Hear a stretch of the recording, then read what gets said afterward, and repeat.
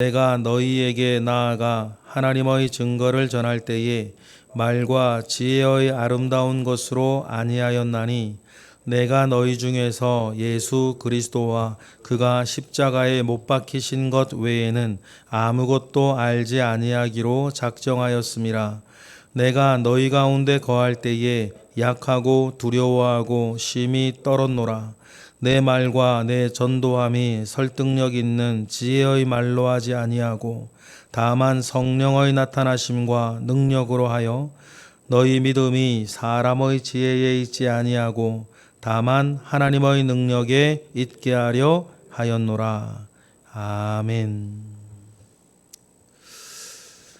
오늘 본문은 바울이 잠깐 고린도의 교회에게 전하는 자기의 간증, 자기의 고백이겠습니다. 그런데 이 이야기들을 할 때 바울이 자기가 잘한 것이라든지 자기가 어려움을 딛고 이렇게 올라섰다라든지 자기의 옳은 것이라든지 이런 것들을 이야기하는 것이 아니라 자기가 얼마나 고린도 지역에 있을 때, 고린도 교회를 개척할 때에 얼마나 부족하고 얼마나 연약한 사람으로 연약한 상태에 있었는지를 말하고 있는 것입니다. 어제 그제 본문의 흐름들을 보면 고린도 교회에 좀 다툼이 있었고 그 다툼의 근원은 내가 잘났다, 내가 옳다, 당신들이 틀렸다, 이런 그런 의식 속에 다툼이 일어난 것 아니겠습니까? 그런데 그 와중에 사도 바울이 하나님은 세상의 연약하고 미련한 것을 불러서 세상의 지혜롭고 강한 것을 부끄럽게 하시고 패하신다라고 하는 말들을 하면서 고린도 교회 사람들한테 뭐라 그러냐면 너희들을 봐라. 너희들 가운데 지혜로운 사람이 많지 않고 능력 있는 사람이 많지 않고 문벌 좋은 사람이 많지 않다. 그런데도 왜 너희들은 끼리끼리 도토리 키재가 돼 싸우고 그러냐라고 하는 그때 내가 잘했고 옳고 잘났다는 간증이 아니라 내가 너희들 가운데 있을 때 얼마나 부족하고 연약한 자였는지를 말하는 것이에요. 그래 놓고 사실상 우리가 객관적으로 보면 바울이 지혜롭고 바울이 능력 있고 바울이 문벌이 좋은 사람입니다. 그죠? 모든 면에서. 그럼에도 불구하고 사도 바울이 그런 고린도 사람들 앞에서 자기가 얼마나 부족하고 연약하고 어려운 상태에 고린도에 있었는지를 이야기를 하고 사도 바울의 선교 여행의 일정들을 이렇게 더듬어 보면 사도 바울이 실제로도 제일 어렵고 힘들게 있을 때가 또 고린도에 있을 때였어요. 물론 1차 선교 여행 때 루스드라에서 맞아서 죽은 줄 알고 시체 갖다 버리고 시체 버리는 곳에 갖다 버리고 거기서 깨어 일어나고 하는 일들도 있었는데 그때 가만히 보면 일어나자마자 더 배로 전도하러 가는 그 사도 바울의 모습을 보면 그 마음이 꺾이거나 의지가 꺾이고 그런 것 같지는 않아요.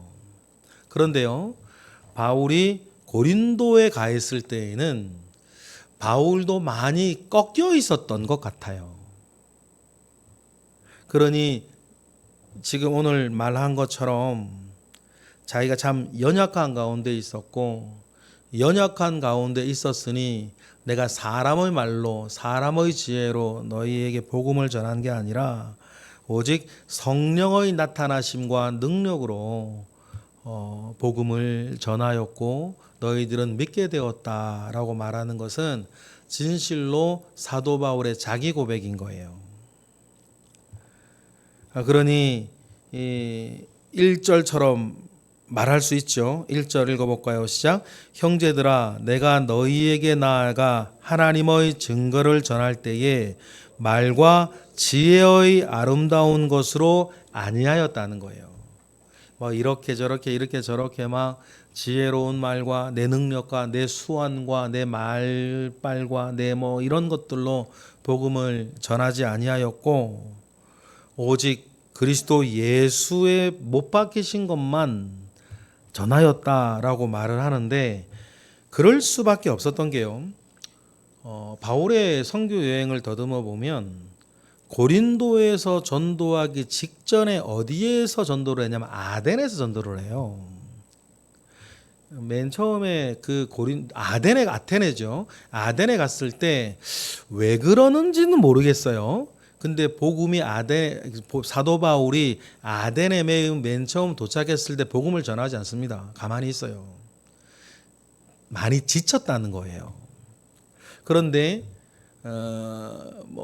그렇더라도 그 도시에 우상이 가득한 것을 보고 격분하여서 제 묵상은 그래요. 복음 안 전하려고 그러다가 복음을 전하는데 그 복음을 전할 때도 첫 마디를 유명한 말씀을 여러분들이 아세요. 아덴 사람들아 아레오바고에서 너희 종교심이 크도다. 내가 보니까 알지 못하는 신에게라고 너희들이 그런 우상 신상도 놓고 너희들이 이렇게 제사를 지내는 걸 내가 봤다라고 하면서 알지 못하는 신에게라고 이야기를 하면서 사도 바울이 얼마나 많이 배운 사람입니까? 그 어떤 막 여러 그 아테네 그리스 철학의 중심지인 그 도시에서 그 철학자들 못지 아니하게 철학적인 이야기 막 이야기 복음을 전하고 했단 말이에요. 그런데 여러분 우리가 사도 바울이 사역했던 전체 일정들을 보면 이상하게요. 교회가 서지 못한 유일한 곳이 아덴이에요. 바울이 갔던 곳은 어디든 교회가 섰단 말이에요. 물론 아덴에서 구원받은 사람이 없는 건 아니에요. 네댓 사람 이름이 나오니까. 그런데 바울이 방문하여 전도하고 선교하였던 지역에서 유일하게 아덴에만 교회가 안 서요. 여러분 우리가 성경 읽으면서 아덴 교회는 못 들어보셨잖아요. 고린도 교회 들어봤고 하다못해 그 박해가 심했던 데살로니가 교회도 교회가 있는데 아덴에는 교회가 서지를 못해요. 그래 놓고 다음이 이제 고린도란 말이에요. 그러면 사도 바울이 영혼을 구원한다라는 측면에서는 아덴에도 영혼 구원받은 사람이 있으니까 오케이. 그런 어떤 성교학적인 어떤 다른 측면에서는 왜 아덴에서만 교회를 못 세웠을까? 라고 했을 때 다른 모든 지역에 비해서 아덴 선교의 특징이 있는 거예요. 처음부터 그리스도 예수를 말하는 게 아니라 철학적, 지식적 접근을 했던 거예요. 그러니 그 다음에 아덴 다음에 사역지였던 고린도에서는 2절처럼 말할 수 있는 거죠. 정말 그렇게 했을 거예요. 다른 걸로 안 된다는 것을 뼈저리게 느꼈을 거 아닙니까? 2절 읽어볼까요? 시작. 내가 너희 중에서 예수 그리스도와 그가 십자가에 못 박히신 것 외에는 아무것도 알지 아니하기로 작정하였다. 이 얘기 그래서 하는 거예요.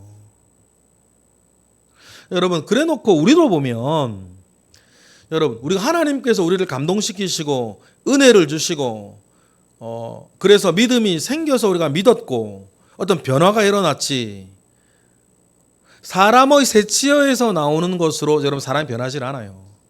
사람의 새치혀에서 사람의 어떤 행동을 규제하려면 무언가 기브 앤 테이크와 계약 관계에서 그 이간의 사람들이 움직이는 거예요. 세상 생리 다 보세요.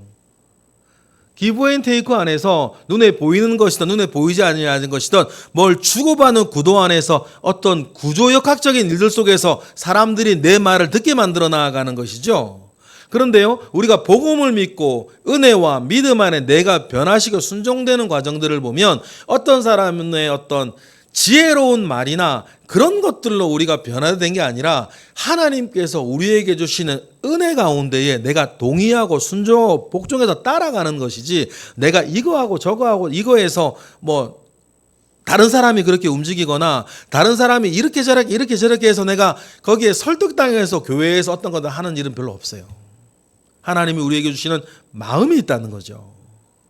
그러니 사도 바울이 고린도에 와서는 내가 예수 그리스도 그가 십자가에 못 박히신 것 외에는 아무것도 내가 알지 않기로, 말하지 않기로, 믿지 않기로, 의지하지 않기로 작정하였다라고 말하는 것은 더욱더 예수 그리스도께 집중하고 세상의 지혜를 따르지 아니하겠다라고 말하는 것은 사도 바울의 진실한 자기 고백인 거예요. 왜냐하면 이걸 실패라고 말해야 될런지는 모르겠지만 아덴에서 실패했단 말이에요. 다른 것 붙잡고 시작하다가. 그러면서 3절에 보면 바울이 정말 자기 고백을 해요. 고린도 교회에 있을 때 내가 다음 세 가지 같았다. 3절 읽어볼까요? 시작. 내가 너희 가운데 거할 때에 약하고 두려워하고 심히 떨었대요. 그렇죠? 뭐 바울이 이때에도 나이가 적은 나이가 아닙니다. 그리고 자기가 전도한 새신자들 앞에서 사도가 이렇게 말하기가 쉽지를 않아요. 너희 가운데 있을 때 심히 약했고 또 많은 걸 두려워했고 나는 심히 떨고 있었다. 그럴 수밖에 없었던 게 사도 바울이 여러분 잘 아시다시피 1차, 2차, 3차 선교 여행 3번을 떠나는데 사실 1장 3차는 선교 여행이라기보단 에베소에 딱 그 자리에 자리하고 지금으로 따지면 신학교 사역을 하고 있었기 때문에 3차는 뭐 선교 여행이라 말하기는 좀 어렵고 선교했던 거고.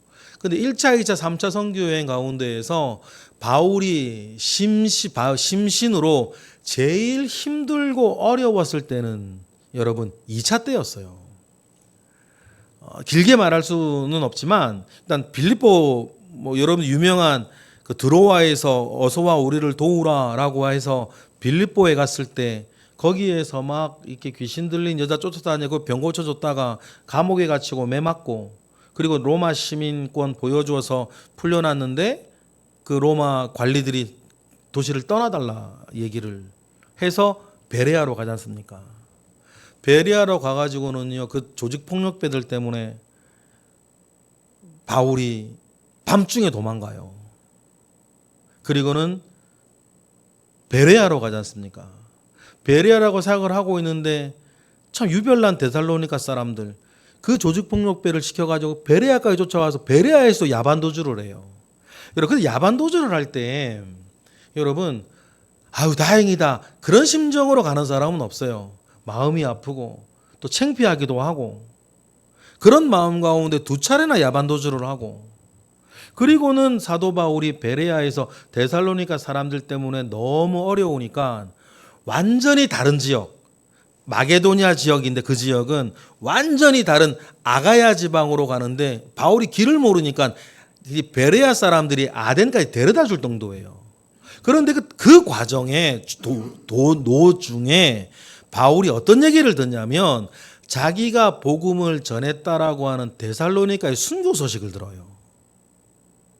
그 초신자들이 자기가 전한 복음으로 인해서 데살로니가 사람들이 막 순교하고 있다는 소식을 들어서 바울이 아덴쯤에서 내가 데살로니가로 가겠다고 막 난리를 치죠. 그때 같이 갔던 사람들이 바울을 말려요. 못 가게. 그리고는 아덴에서 실패하고 고린도로 갔는데 바울의 몸과 마음이 어떻겠어요? 오늘 3절의 마음처럼 약하고 두려워하고 떨었던 게 맞죠. 복음을 전한 데살로니가의 사람들은 막 순교를 당하고 있고 자기는 야반도주를 2번이나 할 수밖에 없었고 그리고는 계획에도 없었던 마게도니아에 떠밀려 마게도니아 사람이 어서와 우리를 도우라 그랬는데 그래서 마게도니아로 갔는데 거기서는 뭐 그런 일들을 겪으면서 밀려 뜻하지 않게 아가야 바로 옆 동네가 로마란 말이에요. 그까지 밀려까지로 왔으니 고린도에 있을 때 바울의 몸과 마음이 어떠했겠었냐고요. 정말 3절 말한 것처럼 약하고 두려워하고 심히 떨었던 게 맞죠. 근데 그때 사도행전을 가만히 읽어보면 주님이 밤에 나타나세요. 그리고 사도 바울에게 한 말씀 하십니다. 수고했다 뭐 이런 얘기 안 하시고 고생 이런 얘기 뭐 힘내라 그런 얘기 안 하세요. 복음의 사람한테는 복음이 약 아닙니까? 그때 밤에 주님이 바울에게 꿈속에 나타나 한마디 하시죠. 유명한 말씀. 이 성에 내 백성이 많도다. 그 한마디 하세요. 그리고 바울이 일어나는 거예요. 그리고 1년 6개월 동안 고린도에서 충성하죠. 이런 과정을 바울이 겪었어요. 그러니까 3절에 내가 너희 가운데 있을 때 약하고 두려워하고 심히 떨었었다 라고 말하는 건 괜히 하는 립서비스가 아니고요. 바울의 진실한 자기 고백인 거예요. 그러니 그런 실패와 좌절과 아픔과 어려움 가운데 밀려 아가야의 고린도 지역까지 와서는 바울이 아까 1, 2절에도 그런 말 하지만 4절, 5절처럼 말하는 건 진짜 자기의 고백인 겁니다. 그런 약함 가운데에서도 어떻게 했었다는 거예요. 4절 읽어볼까요? 시작. 내 말과 내 전도함이 설득력 있는 지혜의 말로 하지 아니하고 다만 성령의 나타나심과 능력으로 하여 5절 너희 믿음이 사람의 지혜에 있지 아니하고 다만 하나님의 능력에 있게 하려 하였노라. 이거 진심이죠. 진심. 이건 정말 사도 바울이 괜히 하는 얘기가 아니라 어떤 면에서는 작은 따옴표하고 좀 부끄럽고 창피하지만 자기의 연약했었음을 고린도의 사람들한테 고백하는데 사실 이게 고린도 교회 지금 상황에서 약이 됩니까? 이게 약이에요. 왜냐하면 고린도 사람 뭐하고 있어요? 다 나 잘났다고 내가 옳다고 지금 싸우고 있지 않습니까? 그런데 너희들이 복음을 받아들이고 최초 그리스도인이 될 때도 그때 복음을 전한 나도 얼마나 약하고 부족하고 힘들고 번아웃 와가지고 막 영육간에 그럴 때에 내 약함 가운데에 내 지혜나 능력이나 아데네스나 그렇게 하지 않고 오직 그때 나타난 예수 그리스도와 성령의 힘으로 예수 그리스도만을 말했을 때 너희들은 구원을 얻게 되었고 믿음을 받게 되었고 바로 서게 되었다는 것을 이야기하면서 그렇다면 그 이후에 고린도 교회의 교회 생활도 어떻게 해야 된다는 거예요. 사람의 지혜나 사람의 능력을 의지해서 하는 게 아니라 우리를 구원하였던 예수 그리스도 그 이름과 성령의 역사하심과 그의 주시는 은혜 아래 있어야지 우리가 자꾸만 세속의 생각들을 끊어내지 못하고 세상 생리대로 자꾸만 살아가니 그렇게 하니 교회에 뭐밖에 안 일어난다? 분란밖에 안 일어나는 거다. 그러니 세상의 생리와 정반대되는 개념 십자가의 도를 따라 교회도 생활해야 되는 것 아니냐. 자꾸만 내 느낌, 내 감정 이런 거 얘기하지 말고 무엇이 예수 그리스도의 길을 따라간 것인지를 생각하면서 우리로 하여금 고린도 교회 사람들로 하여금 정신 차리게 하고 신앙생활하게 하는 거 아닙니까? 그래 놓고는요 오늘날 우리의 교회 생활도 마찬가지예요. 결국 우리의 교회 생활은 지금 고린도 전서에서 말하고 있는 이 십자가의 도에 내가 얼마나 가까이 가 있느냐예요. 가 있느냐예요. 가 있지 못한 그 유격, 가 있지 못한 그 유격 안에서 교회의 크고 작은 많은 구설수들이 나오는 거 아닙니까? 한마디로 말하면 우리 각자가 덜 된 모습 가운데에서 그 모든 것들이 나와요. 그럼 우리 가운데서 누가 나는 완전하다 말할 수 있겠어요? 그러니까 우리가 늘 겸손하게 나를 치고 연단시켜서 온전한 교회 생활의 생리와 원리들을 우리가 이렇게 배우면서 나를 가다듬어 나가고 잠재워 나가고 우리의 부족한 모습을 안타까워하고 또 기도하면서 또 회개하면서 이렇게 쌓아 만들어가는 교회 생활인 것을 우리가 이해하는 게 굉장히 중요해요. 바울이 지금 고린도에 있으면 자기가 하겠는데 자기가 또 에베소에 있고 고린도에 몇 번 가려고 하는데 가지지는 않고 그런 답답한 그 사도의 심정이 있고 있습니다. 여러분 그러니 오늘과 같은 이 말씀들 요즘 이게 나오는 말씀들 뭐 나중에 좀 뒤에 나오는 고린도 교회의 격한 분쟁의 요소들, 뭐 세상에서의 뭐 교회 안에서 막 세상 법정으로 우리가 가는 것이 일단 우리 교회는 없고, 우리 교회에 뭐 이방인들도 안 하는 막 비윤리적인 일들이 막 우리 교회에 막 일어나고 하는 일들은 막 그것 때문에 문제가 되고 말이죠. 막 악이 퍼져 나가고 막 갈등이 일어나고 당파가 싸우고 그런 일은 우리 교회 가운데는 감사하게 없는데, 그래도 여전히 우리 가운데 있는 건 뭐예요? 십자가의 도에 내가 또 우리 성도들이 다가가지 못한 곳에서 오는 크고 작은 작은 뭐 그런 일들이 있단 말이에요. 그러면 그 모든 일들 속에서 나는 어떻게 가야 되는가? 오늘 요즘의 말씀으로 여러분 큰 가르침을 얻고 지침을 얻고 은혜를 얻고 또 위로도 받으시는 우리 모두가 되기를 주님의 이름으로 축복합니다. 기도하겠습니다. 할렐루야. 하나님, 크신 은혜와 능력이 우리 가운데에 있습니다. 주여 은혜 위에 은혜를 더하여 주시고 하나님 아버지로부터 말미암아 오는 선한 역사가 우리 가운데 있게 하여 주옵소서.